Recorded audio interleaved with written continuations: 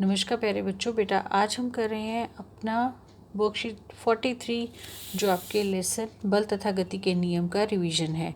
और देखिए बेटा, इसमें हमने आपने क्या क्या पढ़ा। देखिए, बल क्या कहलाता है बेटा? खींचना या धक्का देना क्या कहलाता है?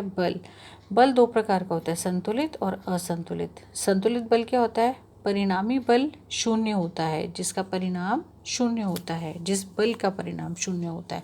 और असंतुलित बल में परिणामी बल शून्य से अधिक होता है।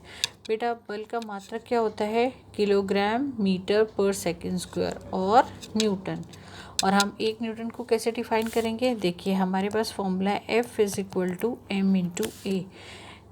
और 1 न्यूटन को हमें डिफाइन करना है, तो 1 न्यूटन = 1 किलोग्राम इंटू 1 मीटर पर सेकेंड स्क्वायर। तो जब कोई बल 1 किलोग्राम द्रव्यमान वाली किसी वस्तु में 1 मीटर पर सेकेंड स्क्वायर का त्वरण उत्पन्न करता है, तो क्या कहलाता है? 1 न्यूटन का बल। उसको हम क्या कहते हैं? 1 न्यूटन बल। ओके, ठीक है। उसके बाद बेटा हमने पढ़ा बल तथा गति के नियम। पहला गति का नियम क्या था? प्रत्येक वस्तु अपनी स्थिर अवस्था या सरल रेखा में एक समान गति की अवस्था में बनी रहती है जब तक कि उस पर कोई बाह्य बल कार्यरत ना हो। और इसी को जड़त्व का नियम भी कहते हैं। बेटा जड़त्व क्या था? अवस्था में परिवर्तन का विरोध करने का गुण क्या कहलाता है? जड़त्व। और जड़त्व होता क्या है बेटा? जड़त्व द्रव्यमान की माप ही जड़त्व कहलाती है। मतलब जितना ज़्यादा द्रव्यमान होगा उतना उसका जड़त्व उतना ही अधिक होगा।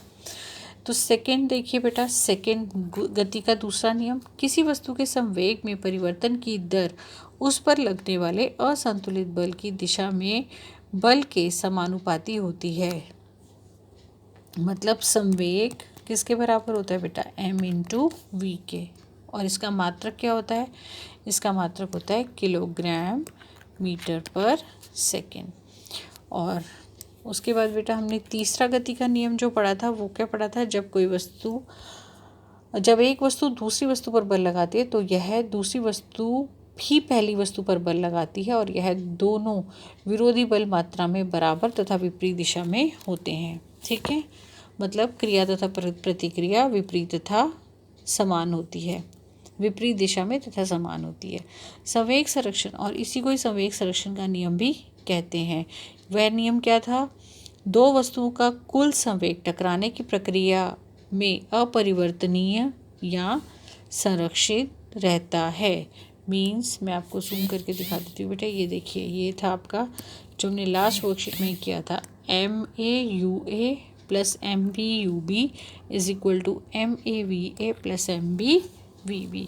और ये था बेटा आपका दो गेंद जब A और B टकरा रही थी, ये उनकी प्रारंभिक वेग था, और बाद में उनका VA और VB अंतिम वेग था, और टकराते समय ये था बेटा आपका FAB = -FBA।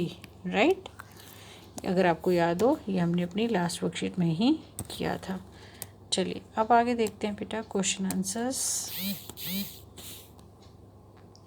एक इकाई या 1 न्यूटन को परिभाषित कीजिए। तो बेटा ये रहा आपका आंसर। आप इजीली यहाँ से आंसर लिख सकते हैं। फर्स्ट क्वेश्चन का आंसर आपको ये लिखना है। ठीक है, सेकंड क्वेश्चन देखें। संवेग एवं बल के एसआई मात्रक क्या है? बेटा संवेग का एसआई मात्रक आप यहाँ से भी लिख सकते हैं और बल का भी लिख सकते हैं। मैं आपको मार्क भी कर देती हूँ और बता भी देती हूँ बेटे। ये है आपका बल का एसआई मात्रक, सेकंड का आंसर। और ये रहा बेटा आपका संवेग का मात्रक। ओके, सेकंड का आंसर। गति के तीनों नियम लिखिए। तो बेटा ये आपका पहला नियम, ये आपका दूसरा नियम, और ये आपका थर्ड नियम। आपको तीनों डिफाइन करने हैं। ठीक है, गति के दूसरे नियम के कोई 2 अनुप्रयोग लिखिए। ठीक है, गति के नियम के 2 अनुप्रयोग आप क्या लिख सकते हैं कि ऊंची कूद का खिलाड़ी गद्दे पर गिरता या कूदता है। ठीक है, और आप लिख सकते हैं यदि आप किसी वस्तु पर अधिक बल लगाते हैं तो वह बहुत तेज़ वेग से चलने लगती है, तेज़ गति से चलने लगती है। और सबसे सटीक तो ये है बेटा कि जब भी क्रिकेटर जो है बॉल पकड़ने के लिए बॉल पकड़ते समय हाथ अपने पीछे करता है, ठीक है, वह भी किसका उदाहरण है, गति के दूसरे नियम का। ठीक है, जड़त्व को परिभाषित कीजिए। तो बेटा ये रहा आपका आंसर। जड़त्व, जड़त्व क्या होता है बेटा, ये है आपका जड़त्व।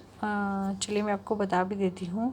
जो जड़त्व किसी भी भौतिक वस्तु का उसके वेग में किसी भी परिवर्तन का प्रतिरोध करना है।